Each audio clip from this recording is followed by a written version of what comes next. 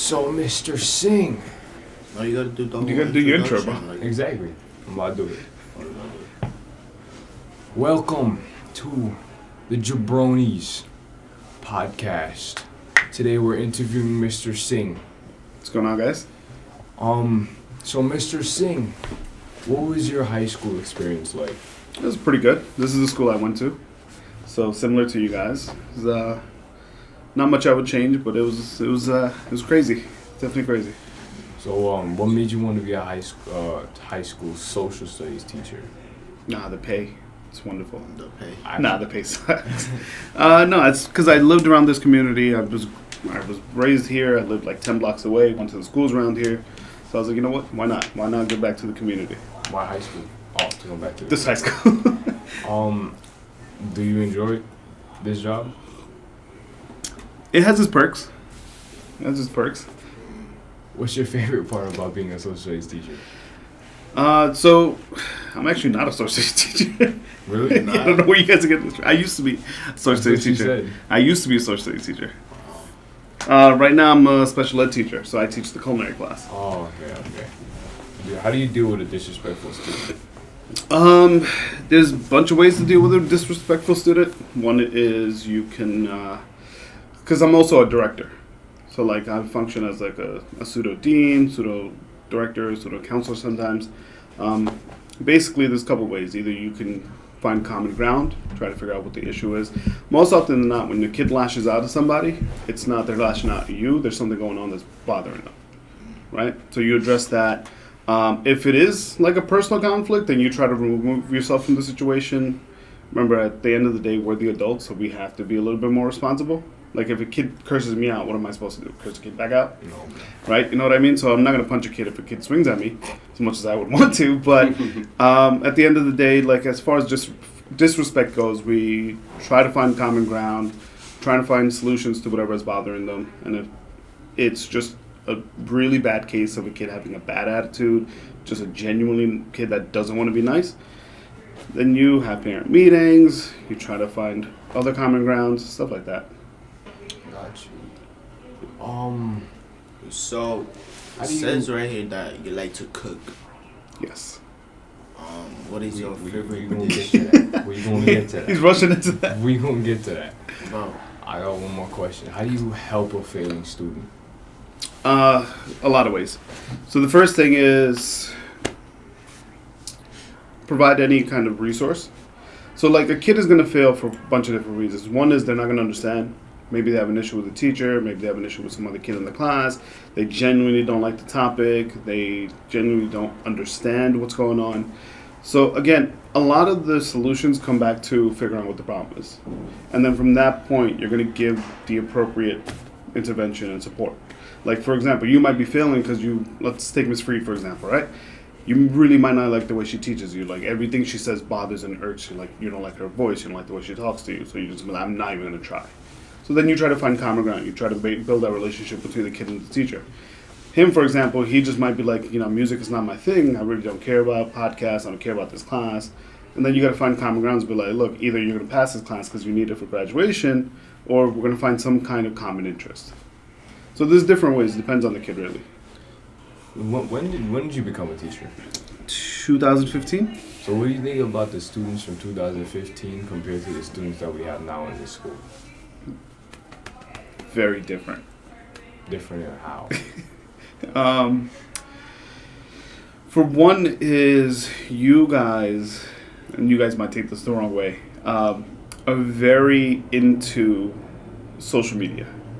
Like, extremely into social media. You guys aren't like, with that, for example, can you picture your life without a cell phone? Yeah. For more than a day? Mm-hmm. What would you do? What I usually do. Which is? Sleep. What about you? no. So, like, if you guys took out your phone right now, what would the screen time say? Like, how much of your screen time is TikTok, Snapchat? Over everything. Like, your entire screen time. Everything would probably be on YouTube. Same thing. YouTube is social media.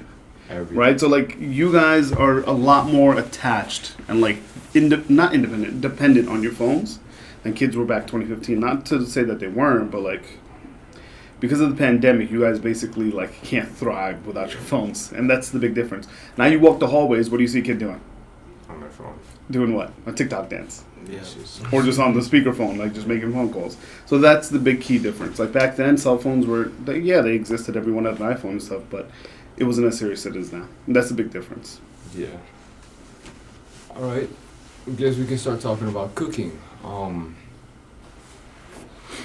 What do you like to cook? Everything. Everything. Yeah, I've been cooking since I was about 8 years old. What's your favorite thing to cook, though? Favorite thing or favorite type of thing?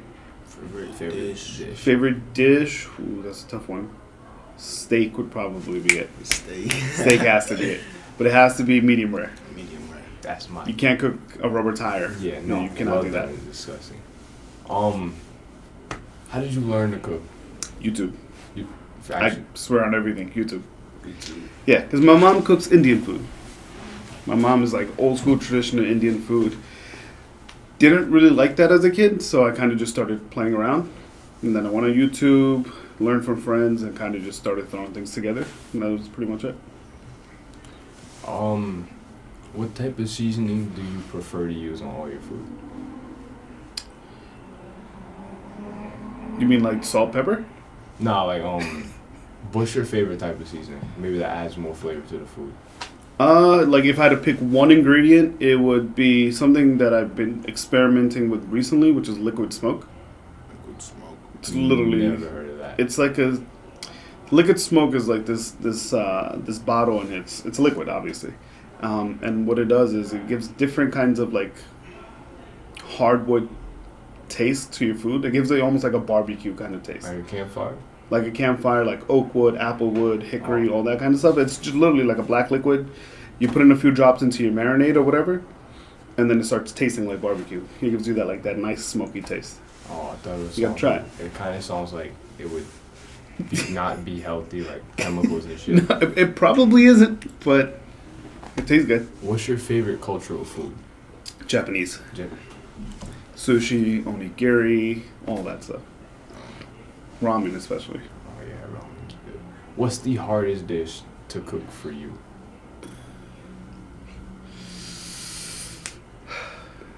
Not a lot.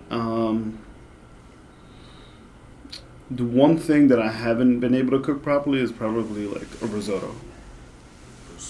Risotto. It's a rice dish. So you gotta overcook the rice a little bit, but if you overcook too much, it turns like porridge. But if you don't overcook it, it's not like gonna clump together. It's not. It doesn't vibe. But something that you guys probably know of. It's a good question. Want to help me out? What do you think?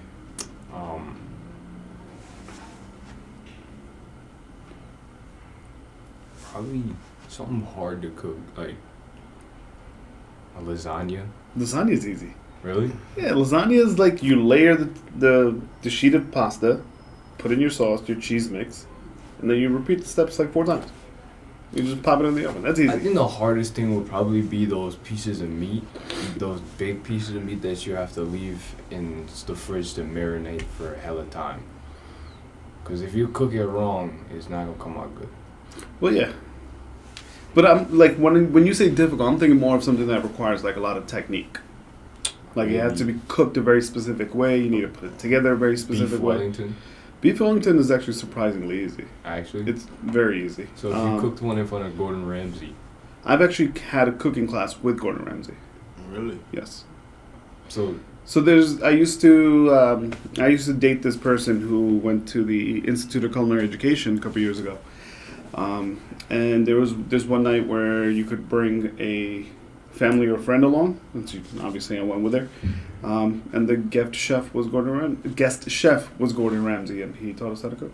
oh, that moves on to my next question. And actually, what he taught us how to cook was a beef Wellington. Do you like Gordon Ramsay? I love Gordon Ramsay. He's my idol when it comes to cooking specifically. He didn't call you a donut or anything? No, he didn't make me do the whole bread thing and the idiot sandwich thing. No, he's actually a very nice guy. You would be surprised if you meet him. He actually doesn't curse at all.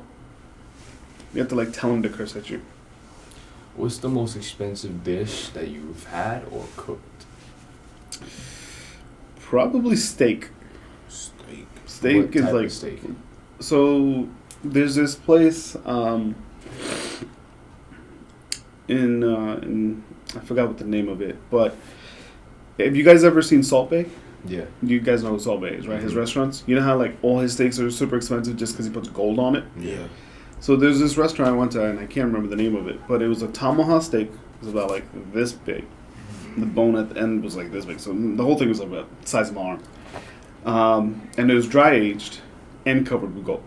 Okay, yeah, that's. And the gonna whole be- thing cost about like $1,600. I didn't pay for the whole thing, but You were with friends? I went with like 2 other people, so we split it 3 ways. 16. Was it at least good? It was alright. It wasn't worth $1,600. It was not worth. Anything that has gold on it is just a gimmick. Like it's not worth it. What's your favorite place to eat out at? Like the name of a specific restaurant. Yeah. You guys ever heard of Momofuku? So Momofuku is this like modern Michelin-starred Japanese restaurant. So it's mostly like ramen and stuff like that, but I can't remember the chef's name. If you guys, let me pull it up on my phone. You guys might have heard of him. Nope, never seen it. You guys never seen this guy? No.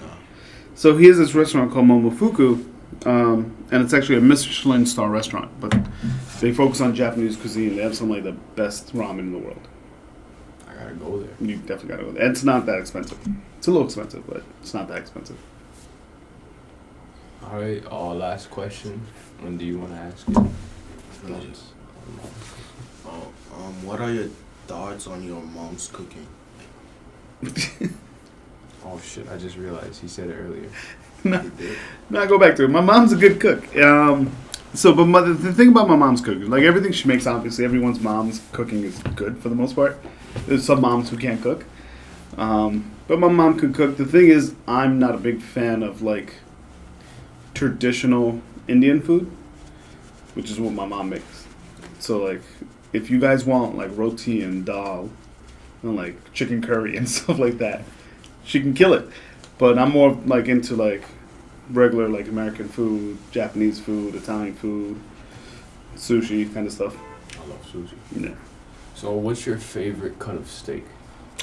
Ooh, that's a good one. You ever heard of so filet mignon is good, right? That's like supposed to be the best part. Mm-hmm. There's this other piece called a picanha.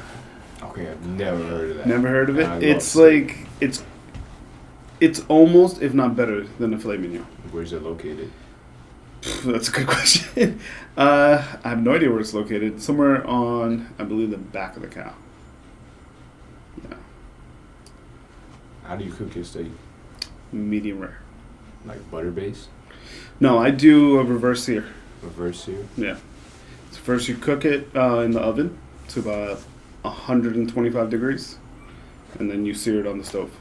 You want butter based? Oh no, definitely butter based. Oh, okay. The technique, yeah.